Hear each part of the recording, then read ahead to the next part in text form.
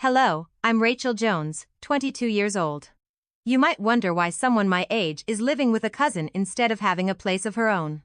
Believe me, this wasn't something I had planned. I'm an aspiring architect, dedicating most of my time to sketching, presentations, and freelance projects. Life hasn't been easy since my parents separated when I was a teenager. I moved frequently, searching for stability amid the chaos, and eventually found myself living with my cousin Samuel in Glenwood. The move was unplanned. Circumstances changed when my mother accepted a demanding job out of state, leaving me in need of a temporary home while I completed my degree.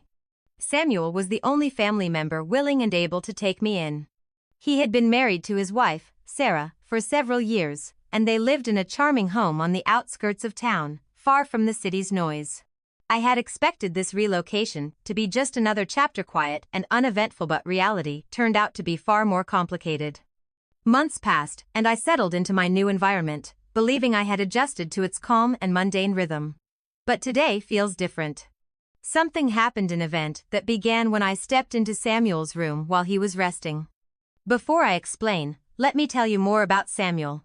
He has always been more than just a cousin, more of a mentor than a mere relative. Growing up, he taught me valuable skills, from fixing my bike to building my first model project. On my 18th birthday, he surprised me with a sketching set I had wanted for an entire year. So, when my mother needed a place for me during her work relocation, he was the obvious choice. Samuel wasn't the kind of relative who only reached out during holidays. He was always there when it mattered. Though thoughtful, patient, and generous, living with him also meant living with Sarah. She and Samuel had been married for nearly 3 years.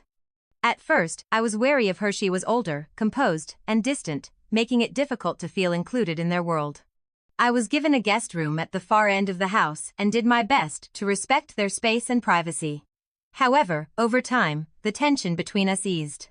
She started sharing cooking tips, home management advice, and small lifestyle tricks. Though our bond was never as strong as mine with Samuel's, we developed a sense of mutual understanding, making life in the house more harmonious until everything changed. While Sarah and I were never particularly close, our interactions had become more cordial, and life in the house settled into a predictable routine. Over the past few months, my connection with Samuel deepened. He became a steady presence, always patient and understanding. Most evenings, we sat together after dinner, sometimes exchanging stories, sometimes just enjoying the quiet as soft music played in the background. But lately, something has felt different, an indescribable shift in our interactions. What began as brief moments of comfort gradually turned into something more intense, more confusing. The way his laughter lingered, the accidental brush of our hands when reaching for the same glass, the way he glanced at me when he thought I wasn't looking, it all felt different. It's hard to explain, yet impossible to ignore.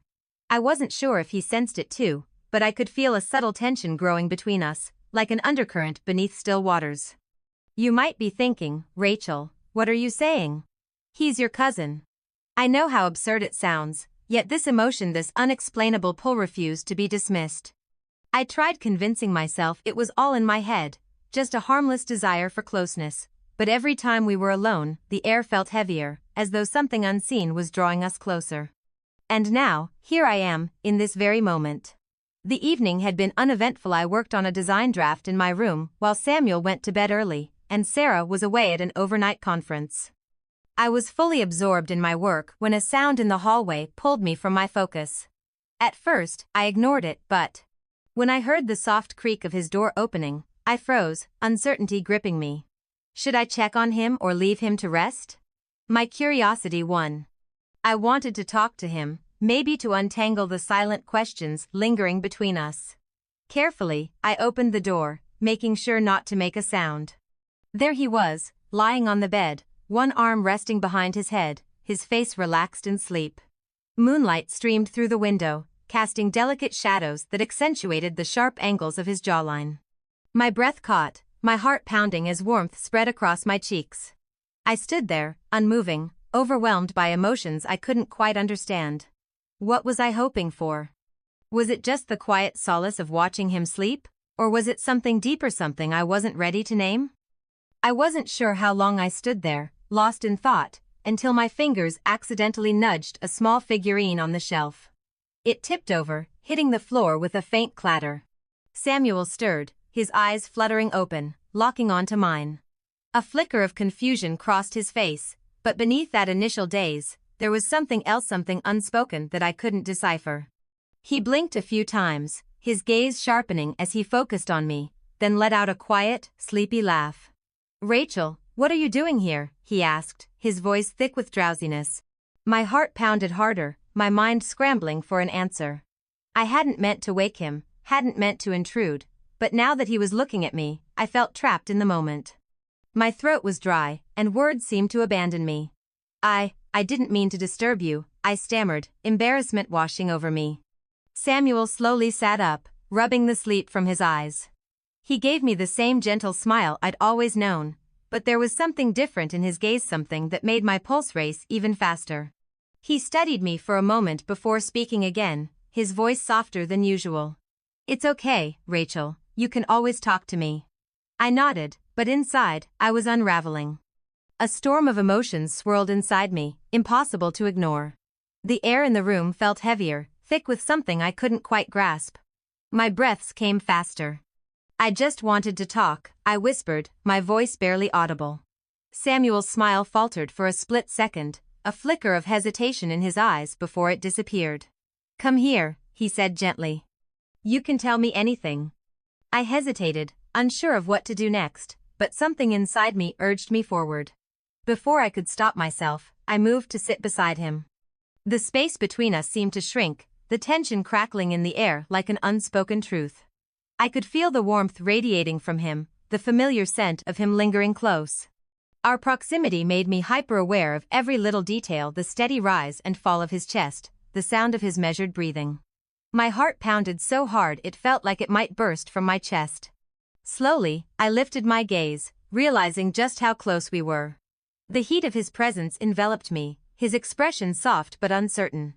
And in that moment, something passed between us, something wordless, something that sent a shiver down my spine. His lips parted slightly, as if searching for the right words, but I instinctively leaned in, my body betraying my mind. My face felt feverish, my pulse roaring in my ears. "What am I doing?" The question rang through my head, but I had no answer. Whatever this was, it was beyond reason, beyond logic. I felt as if I were standing at the edge of something dangerous, something irreversible. Samuel remained still, watching me with quiet intensity, his breathing now as uneven as mine. The space between us felt charged, the air thick with unspoken tension. My thoughts were a jumbled mess, but none of them were enough to stop me. Everything had been leading to this moment, unexpected, unexplainable, yet impossible to resist. I leaned in, my lips trembling as they barely brushed against his. For a second, everything stopped. Then, he met my touch, his lips soft yet firm, carrying an emotion I couldn't define. A wave of sensation crashed over me, too strong to fight. A part of me screamed to pull away, to stop this before it went too far, but I didn't. I couldn't. I needed this. I craved this. Even as fear whispered warnings in my mind, something deep inside me told me to stop running from it. And so, I didn't. His fingers traced my face, their warmth sending a shiver through me, as though silently urging me closer. One hand rested lightly on the edge of the bed, and when his fingertips brushed against my arm, a heat surged through me, igniting something deep within. That touch was more than just contact, it was a spark, awakening something inside me that defied all logic. As the kiss deepened, the boundary between us blurred until nothing else existed. The world outside this room faded away, time ceased to matter, and all that remained was this moment, an inescapable tide of emotion pulling us under. My mind was a storm of conflicting feelings, confusion, guilt, and yet, an undeniable flicker of desire. What are we doing?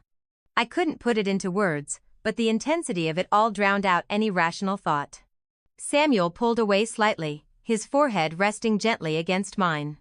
Our breaths mingled, both of us gasping as though the air itself had grown too heavy. My heart pounded so violently, I was sure he could hear it. "Rachel," he whispered, his voice thick with emotion. "We shouldn't be doing this." His words trembled, as if he too was battling the weight of reason against something neither of us could name. I wasn't sure if I agreed. A part of me screamed that this was wrong, Yet another part whispered that some rules were meant to be broken. Without thinking, I reached for his hand, our fingers lacing together in silent reassurance. He didn't pull away. Instead, his grip tightened, as if letting go would cause everything to collapse. We stared at each other in silence, a silence that carried all the words we couldn't bring ourselves to say. The weight of what had just happened pressed between us, an unspoken question lingering in the air: should we stop? Or had we already crossed a line that couldn't be undone? Slowly, I let my fingers trail along the back of his neck, drawing him closer. This time, I felt no hesitation, no lingering fear. The space between us vanished, along with any remaining uncertainty. I needed this closeness, needed to feel the solidity of his presence against me. His hand slid down my back, pulling me in until there was no distance left between only the sound of our rapid breaths and the unspoken understanding that neither of us dared voice. I didn't know where this was leading, but for now, none of that mattered. What mattered was this moment, fleeting and fragile, a moment I wasn't ready to let slip away. The rest of the world blurred into insignificance, and in that small universe of tangled emotions, only we existed. The air around us grew thick, heavy with something unspoken, something impossible to name. Samuel's breath ghosted against my ear, sending an involuntary shiver down my spine. I wasn't sure if it was from the tension between us or the sheer intensity of the closeness. For the first time in my life, I felt a connection so deep, so overwhelming, it left me breathless, both intoxicating and terrifying. "Are you sure?" he murmured, his voice rough with uncertainty. "I don't want to hurt you." His words wavered, filled with something I couldn't quite decipher: concern, restraint, longing. I closed my eyes, trying to steady the whirlwind of thoughts crashing inside me. Logic told me to stop, to pull away before we ventured too far into something we couldn't take back. But logic no longer had a voice. My emotions burned too fiercely, refusing to be silenced. "I'm sure," I whispered, my voice trembling but unwavering. I felt the heat of my palm as it slid over his shoulder, tracing the rise and fall of his chest with each shallow breath. My heartbeat pounded so violently, I thought it might break free. Samuel held my gaze, searching for something: confirmation, reassurance, or maybe the same answer I was still trying to find. His eyes held a storm of emotions, impossible to define: a yearning for connection, the weight of responsibility, and something else, something dangerous. Then, as if drawn by a force neither of us could resist, his lips found mine once more. Once again, the world around us seemed to fade, time slipping away until nothing else existed. No outside sounds, no reality beyond this moment, just us, suspended in something that felt inevitable. I knew this was a moment I would never forget, one that would be etched into my memory forever. But just as everything stilled, a sound shattered the fragile silence. From downstairs, the front door swung open and closed hurriedly, bringing with it a rush of cold air. My entire body tensed, every sense suddenly on high alert. "Samuel?" Sarah's voice rang out, not loud, but sharp enough to send a chill through the room. My heart plummeted, I stumbled to my feet, guilt crashing into me like a wave. My breath came in short, uneven gasps, my chest rising and falling too fast to control. Across from me, Samuel remained seated on the bed, his expression distant, as though desperately holding on to the last moments of calm. I looked at him, searching for something: reassurance, understanding, but he only lowered his head, his hands gripping the edge of the mattress, trembling slightly. His silence spoke volumes. He felt the same fear I did. Sarah's footsteps echoed up the stairs, slow and steady, like the inevitable toll of fate. Then, the door creaked open. She stepped inside with an eerie calmness, her eyes sweeping over the room. And in that instant, without a single word, she understood everything. Her gaze didn't carry rage. Instead, it held something deeper, something far worse. Pain. A quiet, aching pain that I could do nothing to ease. "Samuel, Rachel, what is going on here?" Sarah's voice was soft, but it cut through me like a blade. My throat tightened, my thoughts scrambling for an explanation, an excuse, anything. But the words never came. I couldn't speak. I couldn't even look at her. My hands clenched at my sides as shame burned through me. Samuel remained motionless, his hand running over the back of his neck, a nervous habit, one I had seen countless times before. Sarah's gaze locked onto him, searching for answers he wasn't ready to give. Rachel, she said, her voice steady, almost gentle. There was no accusation, no fury, just an unbearable weight. That made it worse. I had expected anger, shouting, maybe even disgust. Instead, there was only silencia, deep, endless silence that felt heavier than anything else. I know things aren't as simple as I once thought, Sarah murmured, her expression softening. But there are things you don't fully understand. I looked up at her, startled. She wasn't asking for explanations, wasn't demanding the truth. She simply stood there, watching us with sorrowful acceptance. And in that moment, I realized something terrifying. She had seen this coming. She had known, long before either of us had dared to admit it to ourselves. Samuel didn't speak. He sat there, his eyes filled with something indescribable, a regret that had no name. The room was suffocatingly still, the weight of everything pressing down on us. And yet, Sarah wasn't walking away. She wasn't abandoning us. She was giving us a choice. A fragile, uncertain chance to figure out what this meant, what we meant. I turned to Samuel, searching his face for answers. His expression was a mess of emotions, remorse, confusion, and something deeper, something neither of us could name. He refused to meet my gaze, his hands fidgeting, his posture rigid with uncertainty. I understood then that he carried the same burden I did. This connection between us hadn't been planned, hadn't been wanted. But it had happened. It had unraveled beyond our control, and now, there was no erasing it. Sarah was right. We couldn't ignore this. We couldn't pretend it had never happened. We had to face it, no matter how painful or complicated it might be. What do we do now, Samuel? I asked softly, my voice barely more than a whisper. He finally looked up at me, his eyes dark with inner conflict. I don't know, Rachel, he admitted, his voice raw.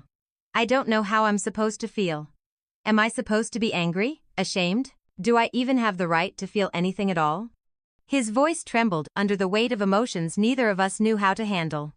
He was a man caught between two worlds, between the bond we had formed and the devotion he owed to Sarah, who had always stood by his side.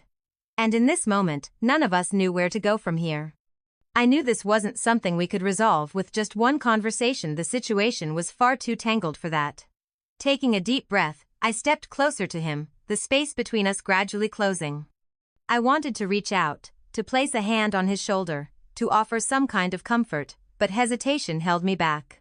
I no longer knew what was right or wrong. I don't think we can fix everything right now, I said gently but firmly. But we need to be honest about this, it's too complicated to ignore. His expression remained serious, though there was no coldness in his eyes. He nodded, his voice quiet yet laced with an underlying sadness. I understand, but I don't know where to start. I took another step closer, my heart hammering in my chest, though my voice remained steady. We start by acknowledging what happened, by being honest about our feelings. Then, we figure out what comes next. Samuel nodded again, his gaze softening slightly as if he had found the smallest flicker of clarity amidst the chaos. This won't be easy, Rachel. But I want to understand. I need to know what's really happening between us. I reached for his hand, my touch light but deliberate, just enough to anchor us in the storm of emotions surrounding us. I don't have all the answers, Samuel. I don't know where this will lead. But I do know I'm done running from it. A silence settled between us, heavy with thought yet strangely grounding. We were both caught in the weight of everything, of the emotions we hadn't yet defined, the consequences we couldn't yet face. There was no clear path forward, no instructions on how to navigate this mess. But Sarah had given us something unexpected, not immediate forgiveness, but permission to confront reality. To stop pretending. I looked at Samuel again, and when our eyes met, I understood that whatever came next, we would face it with honesty rather than avoidance. There was no perfect resolution, no easy way to undo what had already been set into motion. But there was still a chance for understanding, for healing, and maybe even for something better. I sank into the chair, my mind spinning with unspoken thoughts. Sarah's presence lingered in my head, her unsettling calmness, her words that had unlocked a door I hadn't even realized was there. She hadn't lashed out, hadn't turned away. Instead, she had given us the space to figure out what this truly meant. But what now? If we confessed everything we felt, if we laid it all bare, would it be too much? Could Sarah ever truly forgive us? Those questions hovered in the air, but I knew they were for the future. For now, it was just Samuel and me, sitting in a silence that was both awkward and painfully real. We both understood that nothing would ever return to the way it was. The only way was forward wherever that path might lead. And whatever happened next, we would face it together.